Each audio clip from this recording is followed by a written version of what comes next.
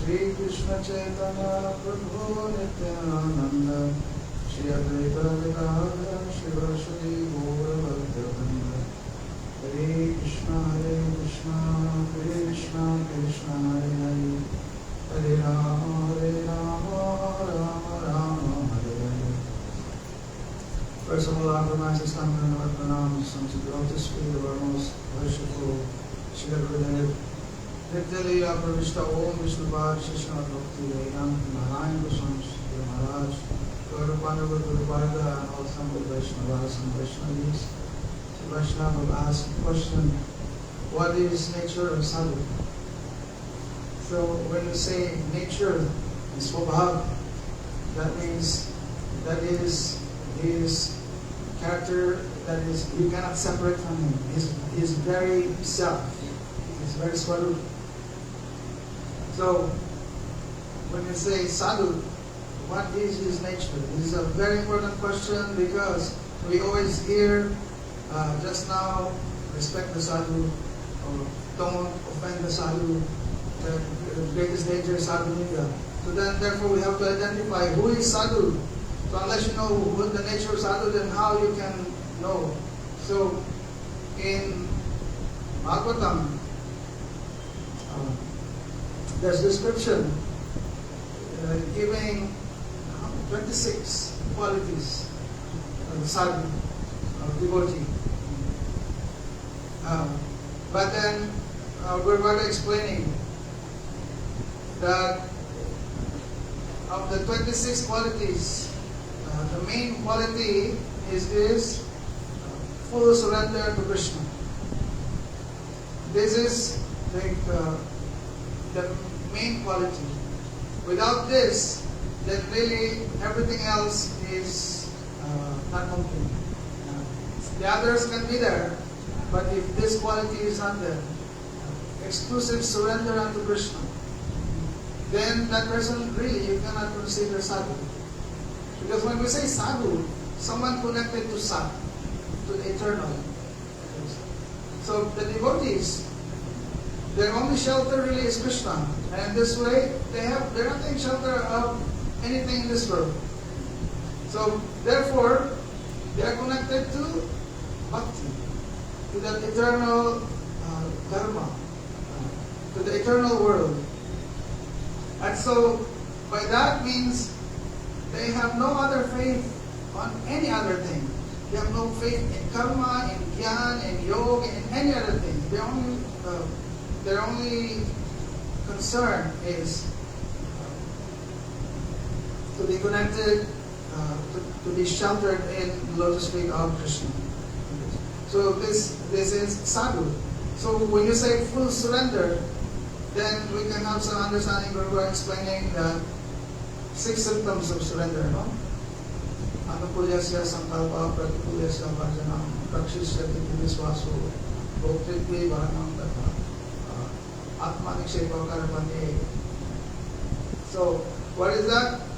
Someone who is fully surrendered to Krishna, whatever is favorable to prem bhakti, that he takes. Whatever is unfavorable, completely he rejects. He has no interest. Aside from that, he has this full faith. Krishna is my only protector. That means he don't see anyone else who can protect him. Only Krishna. Nothing else can protect him. And more than that is that really his life is really dedicated only towards Krishna. Meaning he has fully accepted that Krishna is my maintainer. Just like a wife. A wife who has like vowed that someone is his husband, he knows my pati, my husband, is my only maintainer. So in the same way, that kind of mood he has for Krishna. He is my only maintainer. No one else can maintain me. And aside from that, is that this humility. Today, Acharya Prabhu was telling, respecting Vaishnava, respecting sadhu, and also being humble. So this humility, this is part of some this mood of this exclusive surrender.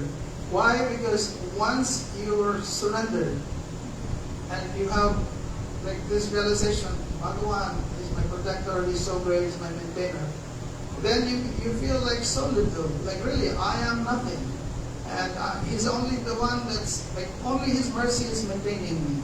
Therefore, you cannot never feeling proud like this. And then, therefore, like his whole life is just like offered, dedicated to Krishna, like this. So, this symptom of someone who is surrendered. So when you say sadhu, he's like fully surrendered, exclusively surrendered only to Krishna, no one else. So if you find someone like this, someone you can see, he has no faith in any other thing, but he may have some, you may see some bad behavior, like, he may have like this tendency to speak like very harsh, like this. Or his body may have some defect, or he may be born in a low caste like this. But then we have to see this real symptom. He's only surrendered to Krishna.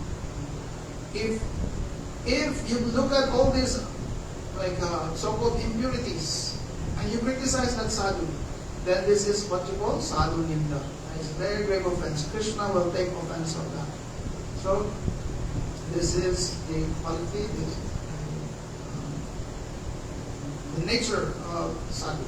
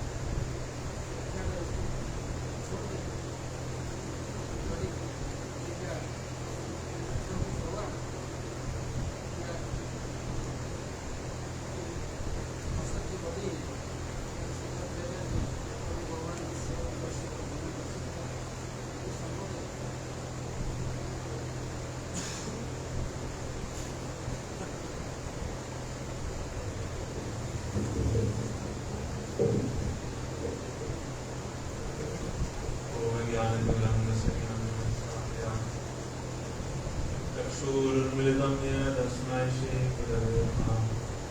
गुरवे गौरचन्द्राधिकाय कृष्णाय कृष्णभक्ताय तद्भक्ताय नमो नमः। श्रीकृष्ण चैतन्य प्रभु नित्यानंद श्री अद्वैत गदाधर शिवासदि गौरभक्तवृन्द। हरे कृष्ण कृष्ण कृष्ण हरे हरे, हरे Ram Ram Ram Hare Hare.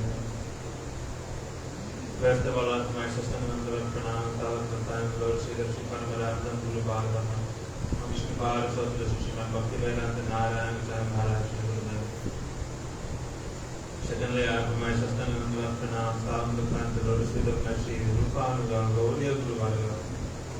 I offer my sister Nandava Pranam and all the assembled Vaishnava and the Vaishnava asking the question is that, is the body of the sadhu prakrit or mundane, material? And if we were to consider this body to be made of 5 material elements, being mundane, then this is asad, this is temporary, and this is like asad sangam. Then how does the sadhu disassociate himself from his own body? How does he avoid himself being in this asad sangam? In other words, being in this material body? Does he commit suicide? Does he give up his body? And if he doesn't, then he has his body, then how can he ever do serve Bhagavan with his body? So, we know that, he said that aprakrita vastu nahe prakrita gochara. The transcendental subject, the transcendental object cannot be seen with any mundane prakrit vision. Aprakrit means that which is transcendental and prakrit means that which is mundane, in a very simple general sense. We can translate like this. So when we say aprakrita vastu, the Vaishnava, they are actually aprakrita vastu. They are transcendental. They are not prakrit in any sense of the term. They are aprakrit. Because their nature is aprakrit. And even to the point where he said that Diksha kare, Krishna kare, Diksha kare, Shishya kare, Diksha kare, Shishya kare, Atma Samarpan, Jai kare, Krishna kare, said that at the time of Diksha, when the disciple he takes shelter, then what happens? The Krishna makes his body Chiranandamoy. He just saying at the time of Diksha only. So many people they take Diksha. So, but we're talking about actual sadhu, someone who is a true devotee of the Lord. Who is sadhu? Sadhu means that. Look at the definition of sadhu. He said that sadhnoti sadhati cha Krishna, Krishna prema iti sadhu. Sadhu is someone who he has achieved, by performing sadhana, he has achieved Krishna prema, and he can also engage others in the process to attain this Krishna prema. Such a person is called sadhu. So sadhu is not some general ordinary term. In general sense, we can say, oh, sadhu, like this sadhu, Mahatmaji, this, that. We use so many terms lightly. Just like we use the term Shiksha Guru. Anyone we meet, we say, oh, Shiksha Guru, he's my Shiksha Guru.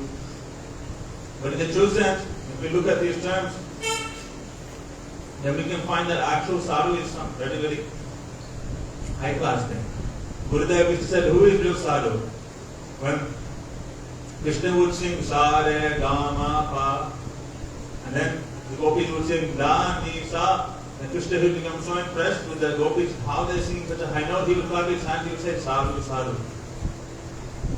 Therefore Krishna says that he said that Neparam niravadya sandinam sasaru kritya vibudashi abhinam mahabhata dulageha shinkala samkrishya pati yati sadhuna. That the gopis there, you are really sadhu. And in this sense, sadhu is such a high class thing. Therefore, the Vaishnavas, because Krishna has warned in the Gita that api cha suduracharo padate mam ananyava. Sadhu reva samantavya samyak vyavasitorisa. You should accept them as sadhu, someone who is doing my ananya bhajam.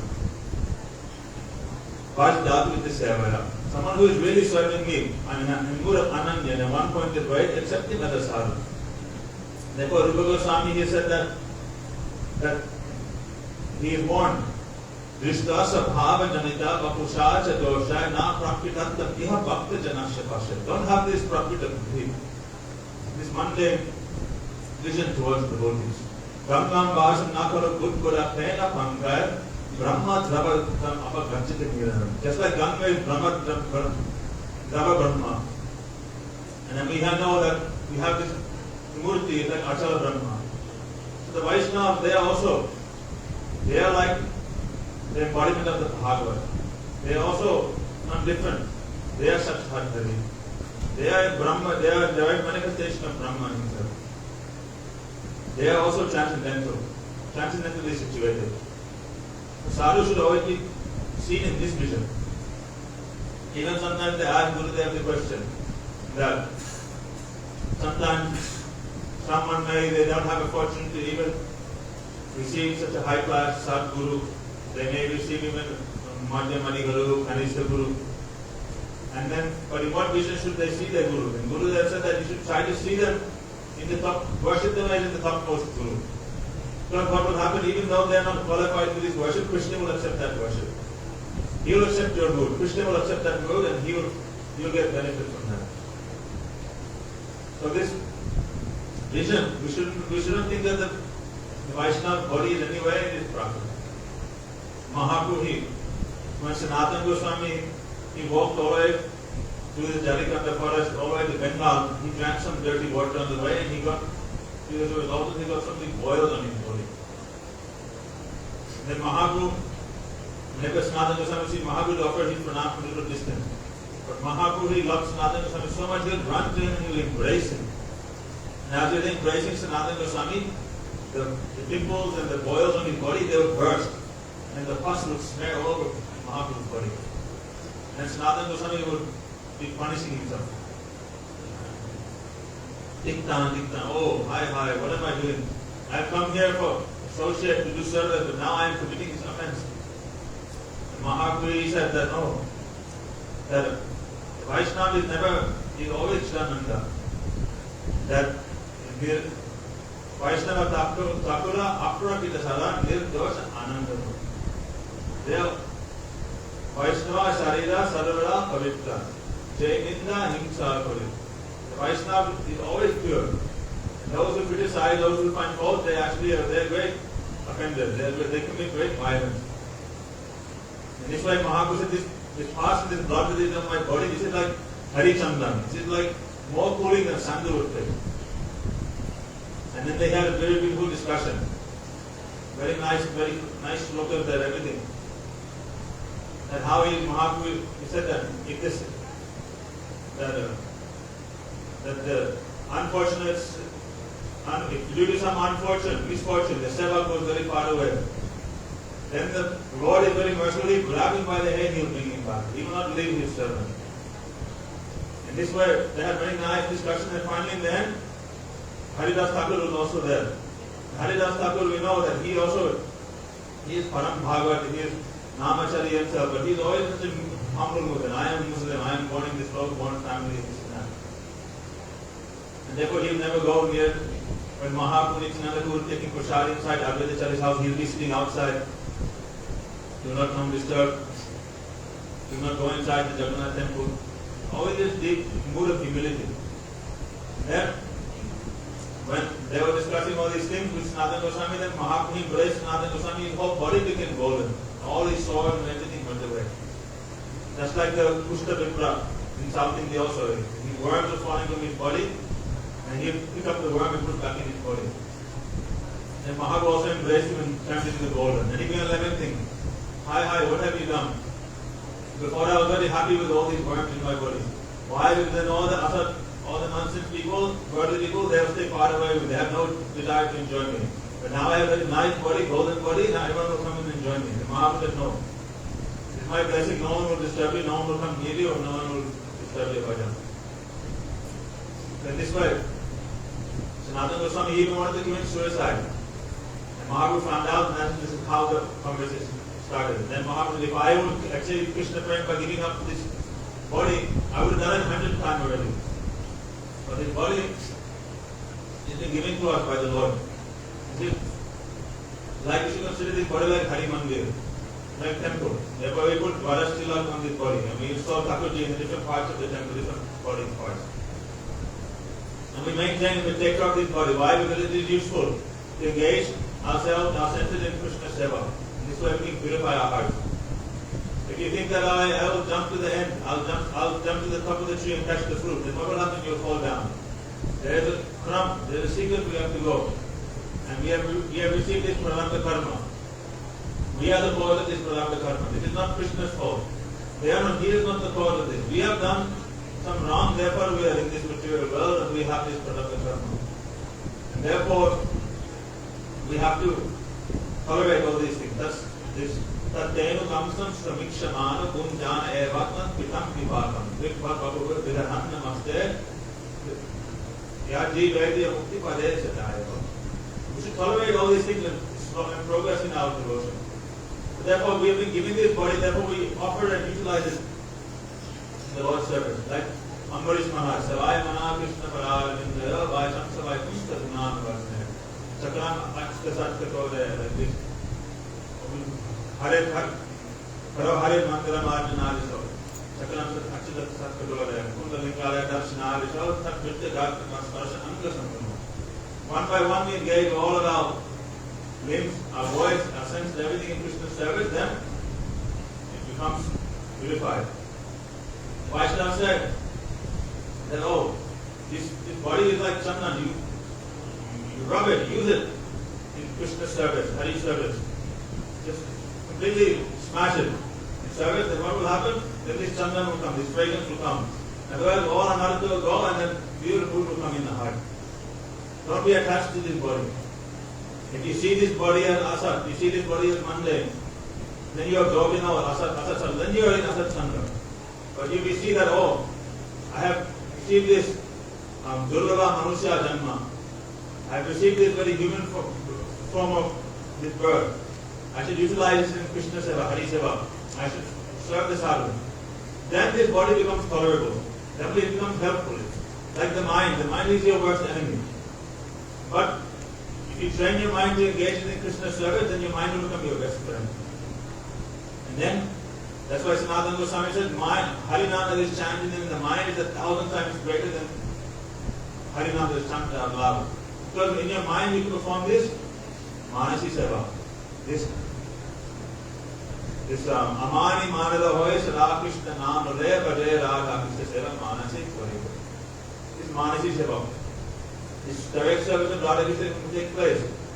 So these yogis, they try to control their pran, vayu, apan, dhyan, asan, all these things. They try to control all their life waves, their chakra and all these things, positions. And then they are able to somehow meditate on the super soul. But these things, you can thousands and thousands of births you can do, and there's no guarantee you'll realize anything. The better way to control everything is you engage your body in Krishna's service. And you perform his seva, chanting Harinam, dancing in Kirtan, doing all these things, and automatically all yoga you perform, and then this body will become favorable, helpful. Then it will not be any more other sangha duties. It will be favorable for Krishna seva. But for us, we should never vision Vaishnava body as any way perfect mundane. For our own self, we consider our own self. Mahaprabhu said that prem dan vina vyatya daritya jiva. That my life is useless without this prem dan. He said, Trinada pi sunechana, karora pi sushna, manina matna kirtanesa. I am more humble, I am more fallen than a blade of grass. For ourselves, we should think like this. That I am very fallen, I am very low and fallen. This should be our position. But when you're viewing other Vaishnavas, then you should think them to be transcendental. You consider them to be pure. Therefore, he said that this Archa Vishnu Shiladir Guru Shru Naramadir Vaishnava Jati Guru. Don't see Guru, have this Naramati towards Guru. Think he is a ordinary mundane person. He has mundane qualities. He relies on mundane intelligence. He knows spiritual things, but he doesn't know management. Don't have this Naramati towards him. Don't have this Shiladi. Think Thakurji is some stone, marble, and don't have Jati Buddhi, caste consciousness. Think Vaishnava is from this country, this place, that place. No. Try to see them in the mood that Rupa Goswami has described, Dristas of Bhava Janita Bhusha Chaturusha. Don't find any fault in them. It's like you point finger at anyone, there's always, like Gurudev said, always three fingers pointing back. Like the sieve, the sieve, the strainer has thousands of holes. The sieve is criticizing the needle. Oh look, you have one hole. But himself has 1,000 holes. Therefore, Saraswati Thakur Prabhupada in Rupa Devasavali, he said that before finding faults in others, correct your own faults. This is my personal instruction. This is my personal advice to you. Don't judge others and don't try to correct them and find fault in them, but find the faults in yourself. Therefore, sadhu is sadhunam samachittanam. Sadhu is always transcendentally situated. They are always thinking about the welfare of others, always helping us to develop, move towards attaining this ultimate goal of Krishna prema. Therefore, we should try to honor and respect all Vaishnavas, all sadhus. Even if they are very nearby or very advanced, it doesn't matter. All one we should try to respect and honor them. At the same time, we should always be one-pointed and loyal to Guru Pada Padma and the Vaishnava. Under their guidance, they will teach us and show us how we can perform sadhu seva. If we think, I'll do sadhu seva, then you're going to sadhu, but then actually he is sadhu. He is a big cheater, and then he is stealing everything away from you. The sadhu is also, there are many gradations of sadhu. For us, Guru Pada Padma is sadhu, the Vaishnava sadhu. We don't need to think beyond this. And anyone who is associated, anyone who is the fruit of that tree, then they are also sadhu. They are connected to that tree of Guru Bhagavad. We respect everything. But if there may be many sadhus, but if they don't have a connection with Guru there, then we offer our pranam from far away. We don't criticize, we respect everyone. But if they are not connected to the trunk, the root of Guru Padma, then that fruit will never be rasili, it will never be full of ras, it will never be tasteful, it will never be auspicious. Therefore we stay away, like a flower, looks very beautiful but no fragrance. So we want the fragrance of Guru Padma association with the Vaishnavas. And their moods and their dhara, their things they want to give us. That should be our aim on this.